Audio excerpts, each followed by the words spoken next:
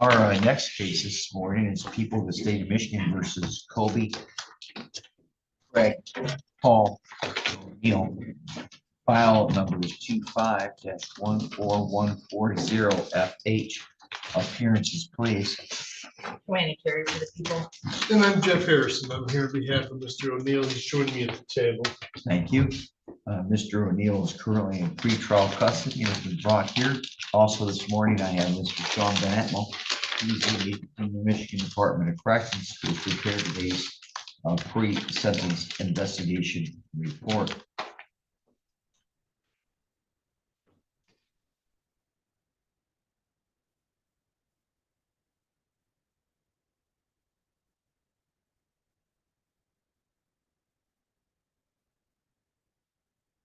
We're here today for sentencing after a plea was taken on December 12th, 2025. The conviction was for possession of a narcotic cocaine in an amount of more than 25 but less than 50 grams of cocaine as a second or subsequent drug offender.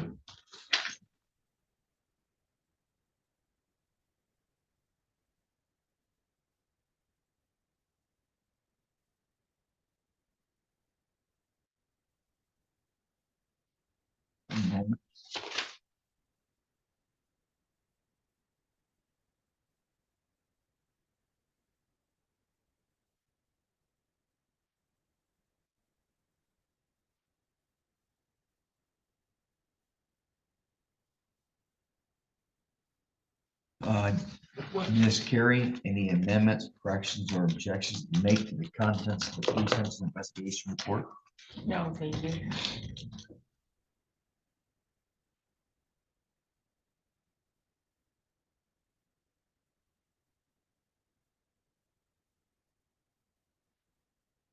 Mr. Harrison, same question, sir. Well, we have some troubling information to update. Let me get the page numbers in regard to his medical condition. On page 2 of 284A. I'm there.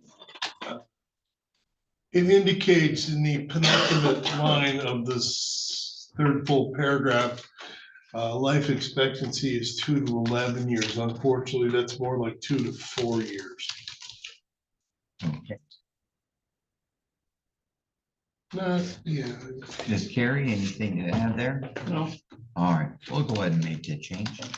Mr. Harrison, anything else?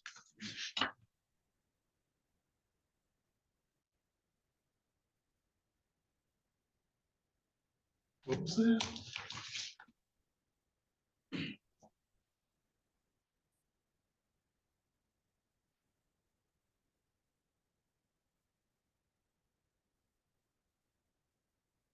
I think the rest of it, I think we can handle through allocution. All right, thank you. All right, allocution, Mr. Harrison. Well, let's talk about the elephant in the room. Let's talk about the number, the amount, the weight. I anticipated that was going to be of some degree of concern to the court, and it probably should be.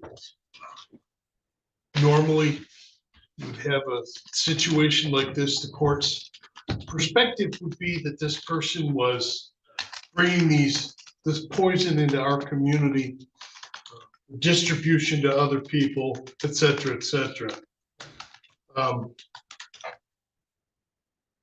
That simply is just not the case here, despite the large amount of cocaine found on him, with him that day in the car. He was an exceptionally heavy user. So it's easy to look at the medical information, particularly the stuff that we just talked about, and say, well, this is a person who's completely given up due to having a terminal illness and has decided to ride out the rest of the time that he has on this planet in a drug-induced haze.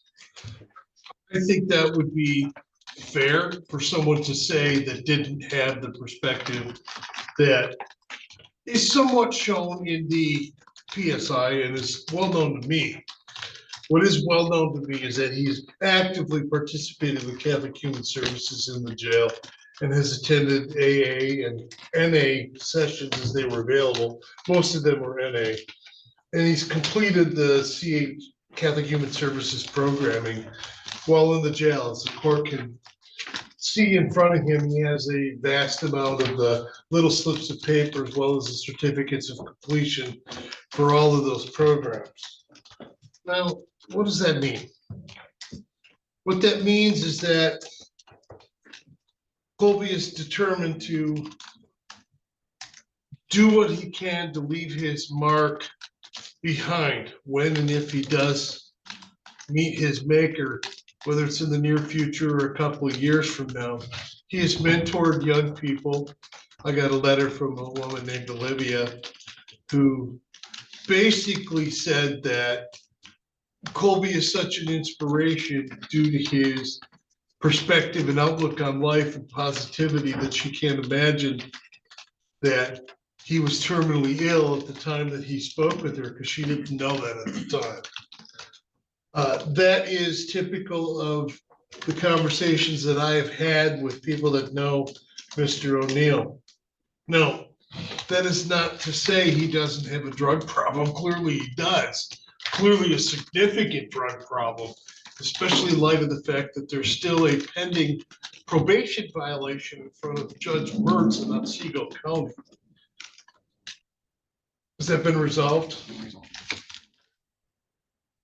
Not the least of which was the amount of product he had with him here and his massive amount of daily consumption of that product.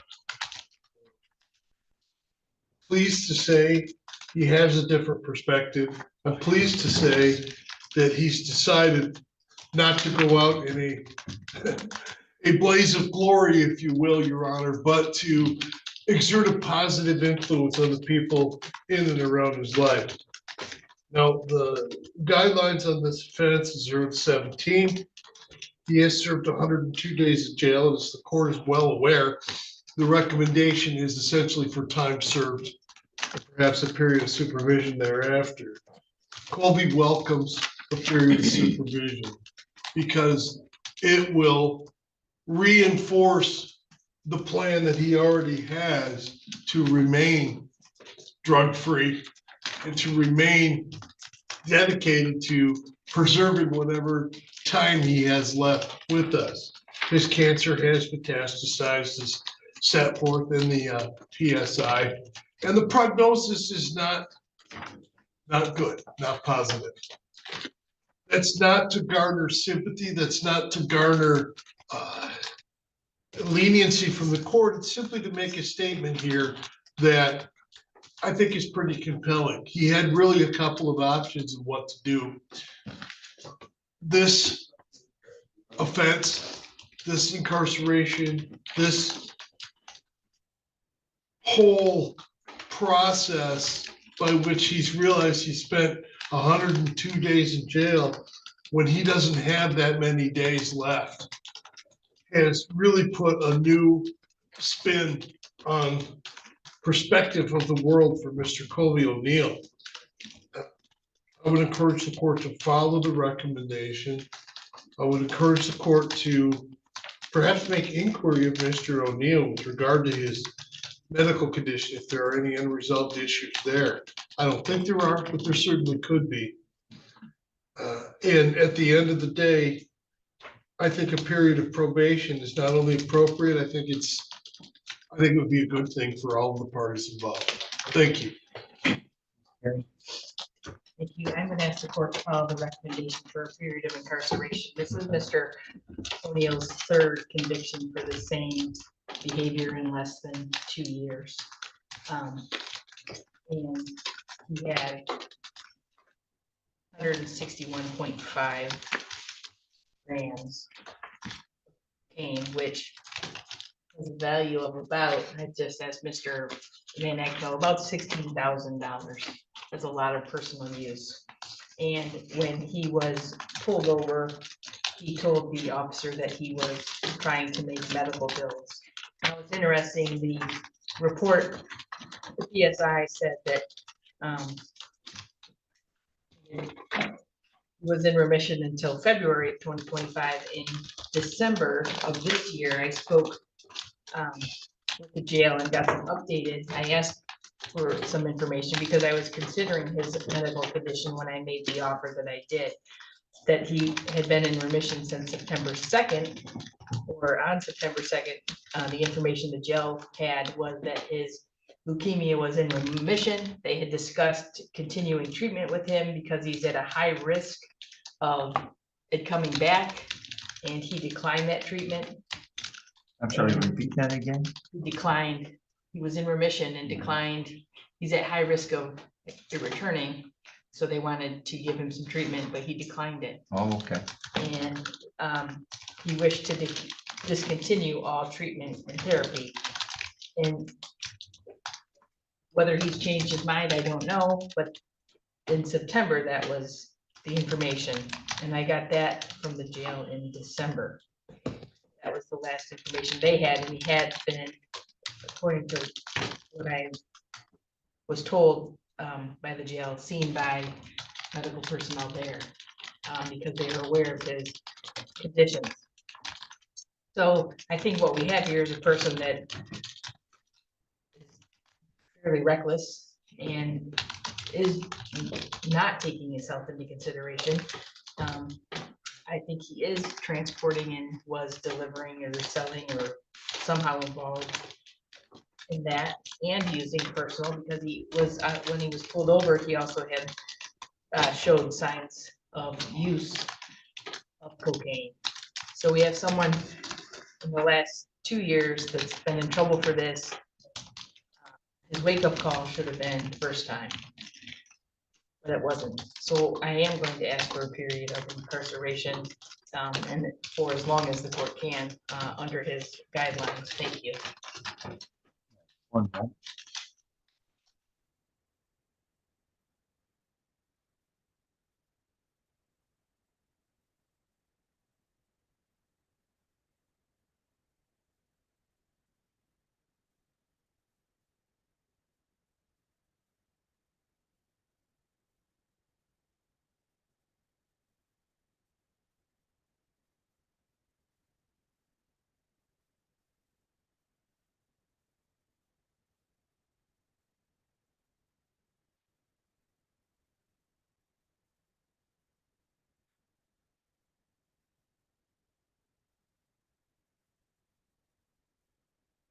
All right.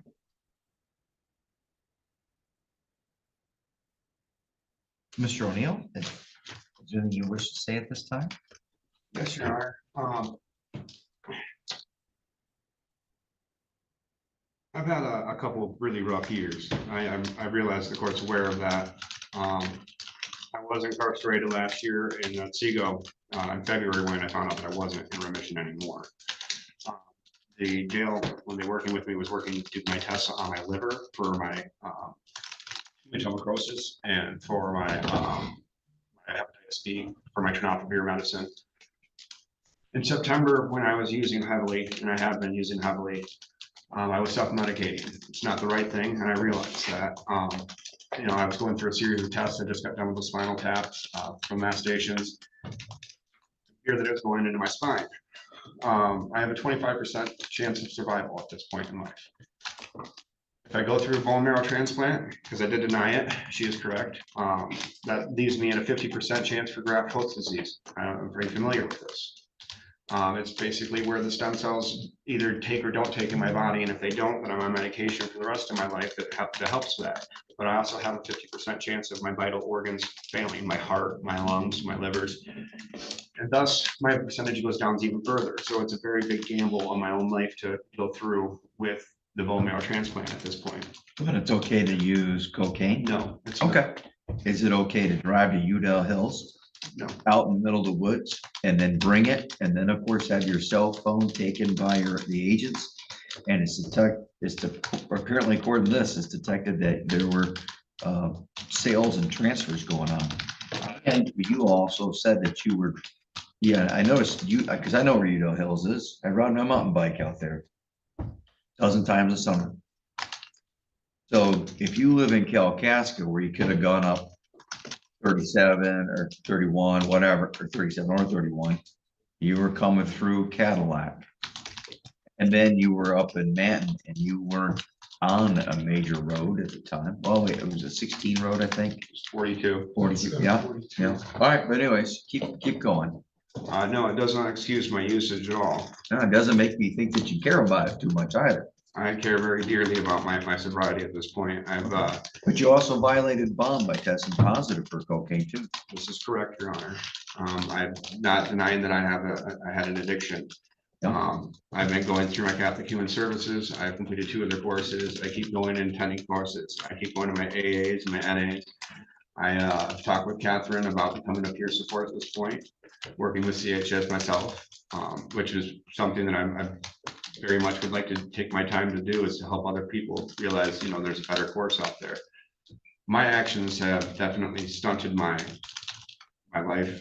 I used to think to myself, you know, I'm dying, what wouldn't you do? But now I think to myself, what wouldn't I do? I wouldn't give up the time that I have, not to spend with my daughter to fix my van for her to travel around the country as she wants to, working for the Parks and Recreation. I wouldn't give up the time to spend with my dog before she dies. I want to give up the time with my 13-year-old son to watch him grow. I want to give up the time that I have left, which is finite, to sit in either the county or in the prison system where I'm doing no positive anymore. I understand that what my actions have caused. And You haven't been doing positive out here so far. How much was that stuff worth, Mr. Bennett? I was told it's approximately $100 a gram, so about 16,000. So let's say it's even half of that. One of the first things you said to the agents or the officers when they pulled you over is, oh my gosh, my medical bills are $750,000. I was using definitely in duress at the time and using that as a sarcastic humor. It was taken very not lightly, and I can't change the fact that I said that. Yeah, but you're willing to, and you're something about helping your daughter on a vehicle? What was this about? No, these are things that I won't be able to do. Right, well, using anywhere from $8,000 to $16,000 on your cocaine habit, if it's just a habit and you're not using to pay for, you're not selling it, which by the way, the evidence suggests that you are. You can see I'm not really buying a lot of what you're saying today, other than your health issues. I'll accept that. I don't have any records telling me all that, but I'll accept it. So anything else, sir? No, Your Honor, I'm at your mercy.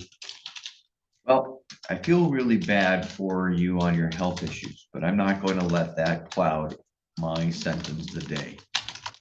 Because you did. Everybody else here seems to gives more of a deal or more of a care about your health issues than you do. So I'm not going to. Sorry. You don't want to take the treatments, don't get the treatment. If you don't want to go get help from addiction, don't get help. If you want to go out there and try to tell people that you're able to spend $15,000, $16,000 on cocaine out in Udell Hills. By the way, if no one knows where it's at, it's out past Wellston. It's out in the middle of nowhere. It's out by Big M. No. Cocaine's on the rise in this community, and I think you're dealing it. And I'm going to tell you, anyone who is dealing drugs in this county, in this area, needs to go to prison. So, you had 5.7 ounces. Breaks down to 161 grams. When I look at CFJ 284A, page 5, when asked if he was trying to make more money, the defendant said, quote, "It's me just, you know, moving one thing to another. I came from a place on Udell Hills in the woods, but it's not where I was going with this. I can't make hide or tail of that." Now, by the way, I have no idea why you weren't charged with operating under the influence. Should have been. Why? Because you even said, I'm likely to test positive. One moment.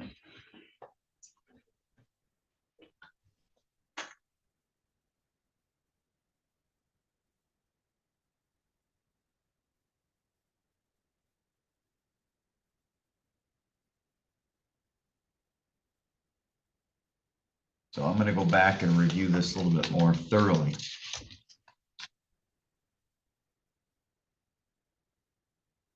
A lot of this report was spent talking about your health issues, and I'm very, very sorry to hear about them. But I'm not going to give any more care or concern to them than what I've seen here from you. Because I see that you have just tossed in the towel. You violated my bond by testing positive for meth. You're 42 years of age. You should know better. You traveled all the way down from Kalkaska down to Udall Hills, which is west, again, as I said, west of Wellston. Actually, that would be over in Manistee County, actually, by that point in time. So you travel from Manistee County through Wexford County, potentially on your way to Kalkaska County. It's definitely indications that you are transporting a large amount. I think there's definitely evidence that you intended to sell, which means you had a possession with intent to distribute. And why? Because of the information contained here in the report that says extraction of your cell phone, quote, revealed several messages to and from the defendant indicative of drug sales. So here is a person dying from cancer who decides to throw in the towel, use it a lot, and according to this, by a preponderance of the evidence, distribute it and poison other people. Yeah, you may have snowblind, and that's kind of an ironic choice of words. Everybody else, not me. So 5.7 ounces. Oh my gosh. Kind of makes me wonder where you got the $16,000. Now, I'm not here to ask a lot of questions. And by the way, I would have scored an extra 13 points. I would have scored them additional points in OV 13. Why? It's a pattern of 3 or more acts of felonies. You had this felony or prior to the other felony, and then you had a use, but that use could have been considered a possession, which could have also been a third felony. So you would have scored even higher points. You've already maxed out your offense variable points. And you were on parole or probation or parole for exactly the same thing. Now here's something else. I look back in your criminal history, and I know you have a 10-year gap, which means some of these things aren't counted on your guideline scoring, but you have this tendency to do what you want when you think no one's going to get away. You're going to get away with it. You're not going to get caught. And I look at these little offenses. Driver's license suspended. You had what? I think 6 of them. You don't care if you got a rule that you're not supposed to. You're going to do what you want. You had a handful of these, a couple no insurances, putting people at risk. And then you start getting into marijuana in 2011. You picked up another drug case in 2019, but because you had a diversion program and you successfully completed that, that was dismissed, but sure enough, it's a drug case. Then you pick up another drug case a couple of years later in 2024. This is the one where you pled to a use, but it could have been a possession. You can't use without possessing. So that would have been your 3rd felony in a row here. You made it 4 months later and you pick up another cocaine case. And then after that case was done, you picked up, or what, after you were sentenced, you made it 5 months here. And after you were released on bond, you made it about a month. You are a danger to yourself. You don't care about your health issues, or maybe you do, but you toss in the towel. And maybe you want to spend time with your daughter or your son. You can't do it if you're high, and you can't do it if you're spending all your money. Cocaine. Now let's take a look here at something, because when I look about this month, the value of the cocaine, I'm gonna look at your history of employment. I want to know where are you getting your money to pay for your cocaine? What was his last job, Mr. Van Etmel? Wasn't it at a hotel? He ran a food truck and he said several jobs as a chef. Okay, when was the last time he was employed? On a regular basis, not just for a month or so, regular basis. They didn't know.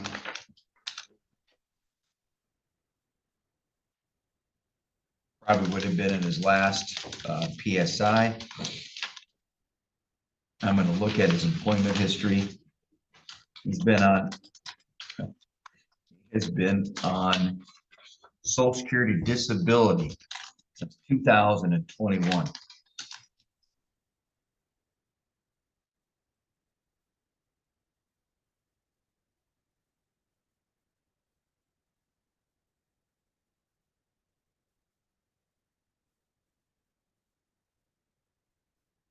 He's been living on disability, and he receives $1,280 a month. In addition to that, he reported operating a food truck. But it says here that it started in 2015. All right, but that ended in 2023. Because he got a new job, but I don't know what the new job is because it's not listed on here. And plus, he's no idea where he's getting his $16,000 worth of money, or he's dealing. Where'd you get the drugs in Udall Hills? I didn't get the drugs in Utah Hills, Your Honor. Oh, what were you out in Udall Hills doing? I was visiting a friend out there. There's a, Why, it says you were moving from one place to another. I'm traveling, yes. All right. Well, let me also take another look here.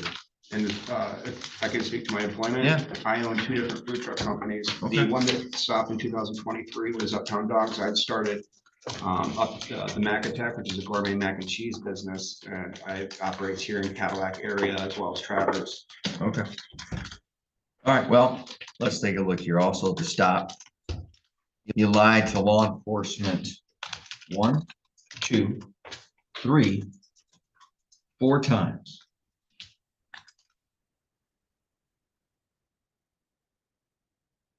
I don't understand. I don't believe a word you're saying. You have a pattern of dishonesty. You lied here to the police several times. I don't believe really anything you've had to tell me today. Yes, definitely looks like you're distributing. Well, I don't. Well, I have some relative. I only have a little bit of information, and that talks about the phone messages on CFA 284A, page 5. So, plus an operating while under the influence. You are a danger to the community. You are a danger to yourself. Find that there are reasonable grounds for a period of confinement. I also find that there are reasons to support the sentence. By the way, it used to be that an intermediate sanction cell had a cap at 1 year. Then they changed it and said there is no more cap, but you have to have reasonable grounds. Once I find reasonable grounds, I'm no longer capped at 1 year. Court sentences the defendant as follows: $68 state minimum fee, $130 crime victim right fund fee, a $300 court cost, since he can afford it, a $5,000 fine, a $300 attorney fee. Do we have a DNA, or was it already available? I assume it was already available. Correct. No DNA fee. I'm not going to place the defendant on a period of probation. Therefore, there's no probationary period. The court exercises its discretion to sentence the defendant as a second or subsequent drug offender. One moment.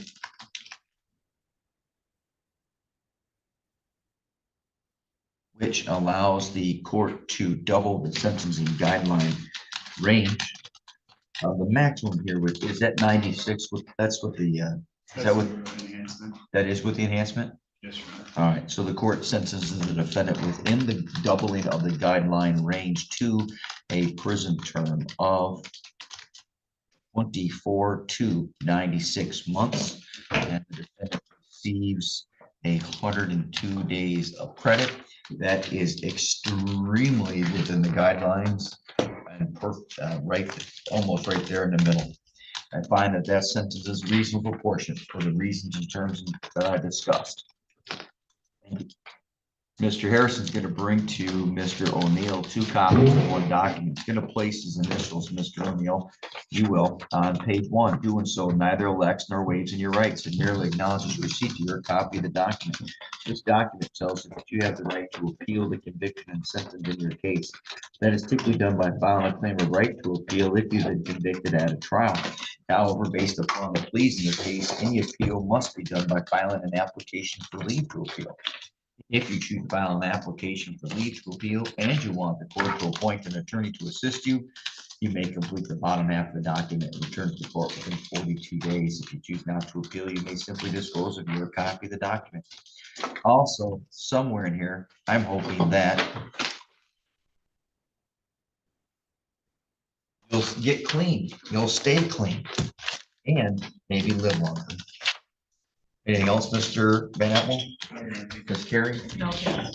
Thank you.